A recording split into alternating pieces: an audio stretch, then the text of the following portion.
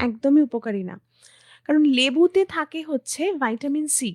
Vitamin সিটা আমরা জানি খুব হিট সেনসিটিভ।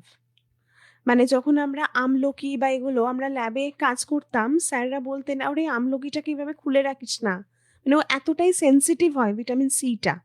তো তাকে আমরা দিচ্ছি গরম জলের মধ্যে। সেটা আর কোনো অস্তিত্ব থাকে ভিটামিন সি এর? কিছু থাকলো না। নেক্সট হচ্ছে মধু। মধু যদি আমরা দীর্ঘদিন ধরে এরকম গরমের মধ্যে দিয়ে খাই, তার কিন্তু একটা কার্সিনোজেনিক এফেক্ট তৈরি হয়।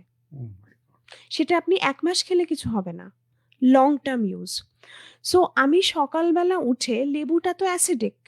তো আমি যেটা আগে বললাম যে অলরেডি আমাদের স্টমাকে কিন্তু HCl আছে। কারণ সারারাত আমি খাইনি কিন্তু অ্যাসিড তো সিক্রেট হচ্ছে। তারপরে আমি খালি পেটে আবার কেন অ্যাসিডটা তাকে দেব?